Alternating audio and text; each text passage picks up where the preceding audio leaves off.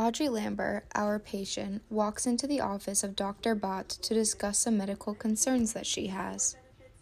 Hi Audrey, I haven't seen you in a while. What brings you in today? Hi doctor. So recently I've been feeling terrible and it's been concerning both myself and my family, so they encouraged me to make an appointment with you today. Well, I'm glad to see you. What's been bothering you lately? Well, recently I've been very tired and been sleeping constantly, and on top of that I've been out of work for a couple of days due to a fever of 102 degrees and trouble breathing.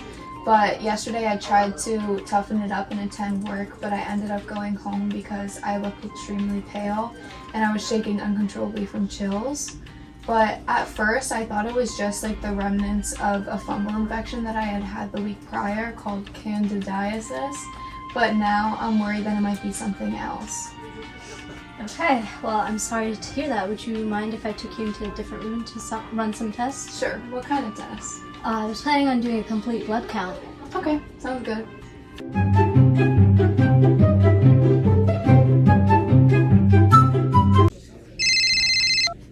Hello, Audrey speaking. Hi Audrey, this is Dr. Butt. Your CBC results just came in and I wanted you to know that your results are highly abnormal. You have an extremely high number of white blood cells and not enough red blood cells or platelets. This looks like a form of leukemia, but I'll need to run a bone marrow test to confirm this. When can you come in for testing? Oh wow. I mean, I guess that possibility does make sense since my mom had leukemia and passed away when I was younger. Do you think I can come today around 5:30 if that works for you? Sure, I'll see you then.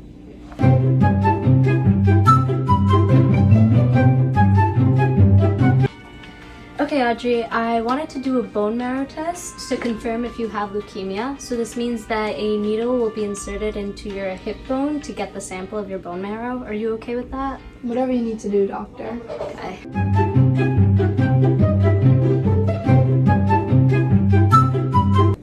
Hi Audrey, this is Dr. Butt. The results of your bone marrow test came back and I'm sorry to say you have a type of cancer called acute myelogenous leukemia.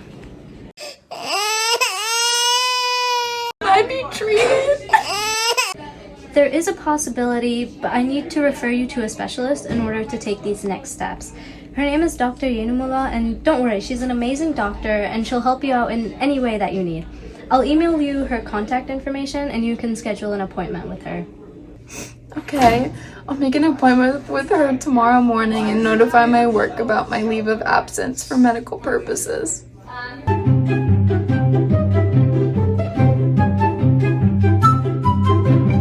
Dr. Yenumula. Hi Audrey, I heard about your case from Dr. Bott. It's really nice to meet you. Likewise, if you don't mind, I'd really like to hear about your plans for my recovery. Of course, the most common treatment for acute myelogenous leukemia, like other cancers, is chemotherapy with a targeted therapy drug.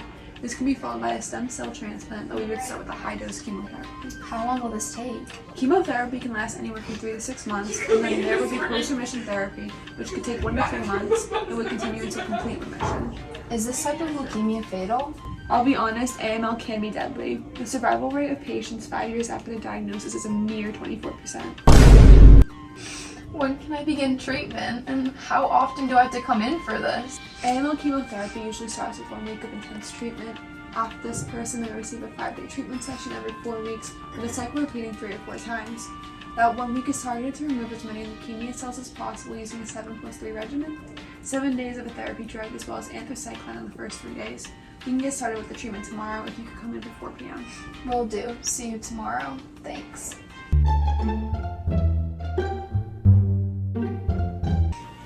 Good afternoon, Audrey. You ready to get started? Yes, I am. Okay, perfect. Let's get you in a hospital gown and let's get going.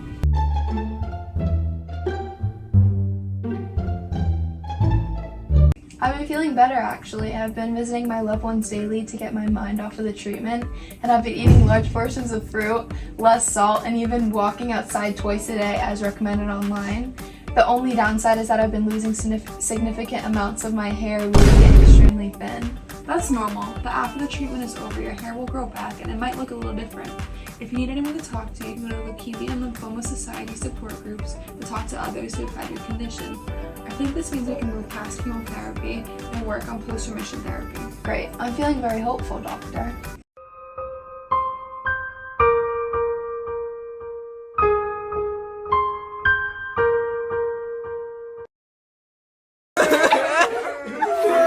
I never liked her anyway.